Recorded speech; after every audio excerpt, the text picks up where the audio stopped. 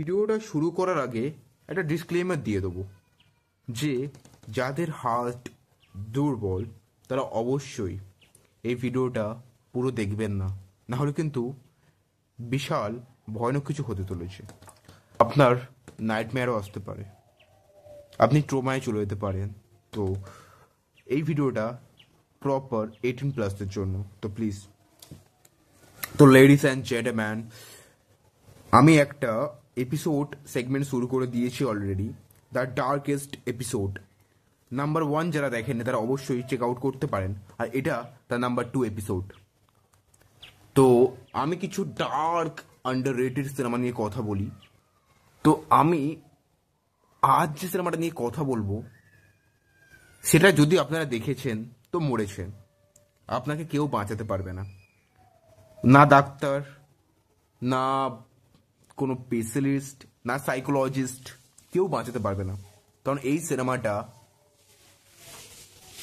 আমি কিছু বলে ডিসক্রাইব করতে পারবো না। ন্যাক্রোম্যান্টিকের কথা বলছি আমি এখানে। একটা বডির সাথে যেন আমি গল্পটা বলতে আমার জাস্ট মাথা ঘুরছে যে এরকম গল্প নিয়ে আমি কি কথা বলবো।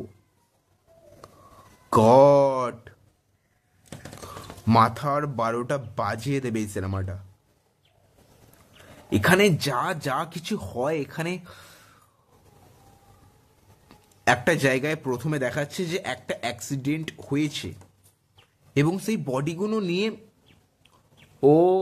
এতটা ডিস্টার্বিং সিনেমা, এবং যে ভিজুয়ালি যেগুলো যেগুলো আমাদেরকে দেখিয়েছে এতটা রিয়েলিস্টিক এবং এতটা ক্রিপি যে আমি কি করে সেটাকে এক্সপ্লেন করব।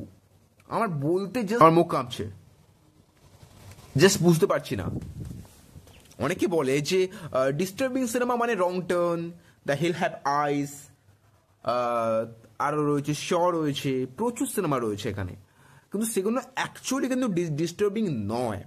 সেগুলো কোনোভাবে 1%ও আমার ডিস্টার্বিং লাগে না, কারণ ভায়োলেন্স তো সবাই দেখে। একবার হোয়াটসঅ্যাপ খোলো, তুমি 1000টা ভায়োলেন্স দেখতে পেয়ে যাবে। প্রচুর ভিডিও আমার শেয়ার হয়, সেখানে তো ভায়োলেন্স দেখতেই থাকছি আমরা।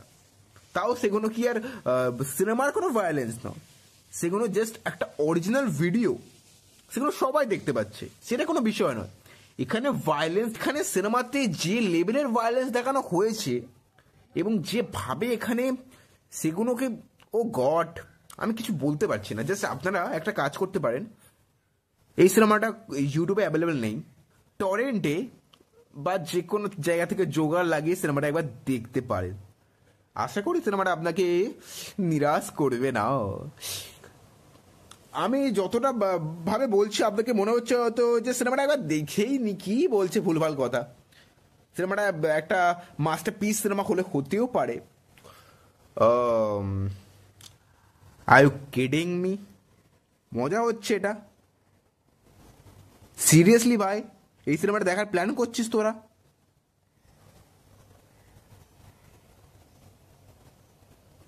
বলতে পারছি না আমি আর কিছু। মরো, যাও গিয়ে মরো, দেখো সিনেমা। যে যদি আপনি মেন্টালি সিক হতে চান এবং বলতে চান আমি ট্রমায় চলে যেতে চাই, আমি সুইসাইড করতে চাই, আমার জীবনে আর কোনো মানে খুঁজে পাচ্ছি না আমি, তাহলে please watch necromantic. This is really really disgusting film and one of the most creepiest film ever made in the world. What a আমি আর কিছু বলছি না। আর আপনি যত সিনেমা দেখে থাকেন আপনি ভুলে যাবেন সব এটা দেখার পর। আর এই সিনেমাটা যে এটা একটা ডকুমেন্টারি টাইপের সিনেমা, এই সিনেমাটা কিন্তু একটা যে সিনেমার মতো করে ট্রিট করা হয় না। এটা একটা যেরকম আপনারা দেখেন না ডকুমেন্টারি সিনেমা নেটফ্লিক্সে, একদম সেরকম ভাবে বানানো এটা। This is type of documentary. একটা সিনেমা রয়েছে আমি রেকমেন্ড করছি, ব্লেয়ার উইথ প্রজেক্ট। সেই সিনেমাটাও কিন্তু একটা ডকুমেন্টারি টাইপের একটা হরর সিনেমা। তো সেই সিনেমাতেও আপনারা যেরকম দেখেছেন, কিন্তু এটা তো মানে এটার কাছে তো সেটা কিছুই না। তো আমি হাইলি হাইলি রেকমেন্ড করছি, একবার এই সিনেমাটা দেখতে পারেন। আর কিছু বলছি না। কিছুই বলছি না আমি। এখানে যে ক্যারেক্টারের ওয়াইফ রয়েছে বেসিক্যালি সে একটা সাইকো, এবং সে এবং একটা একটা বডিকে নিয়ে আমি সে যা যা করে এখানে, মানে মেন্টালি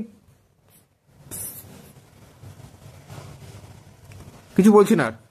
যদি ভিডিও ভালো লাগে লাইক শেয়ার সাবস্ক্রাইব করতে ভুলবেন না। আর যদি এই ভিডিওটা যদি সেরকম লেভেলের হিউজ লেভেলের যদি ভিউয়ারশিপ জেনারেট করতে পারে, তাহলে আমি পার্ট 3, পার্ট 4, পার্ট 5 এরকমভাবে এই যে এপিসোডটা আমি কিন্তু কন্টিনিউ করতে থাকবো। এপিসোডটা কিন্তু চলবে।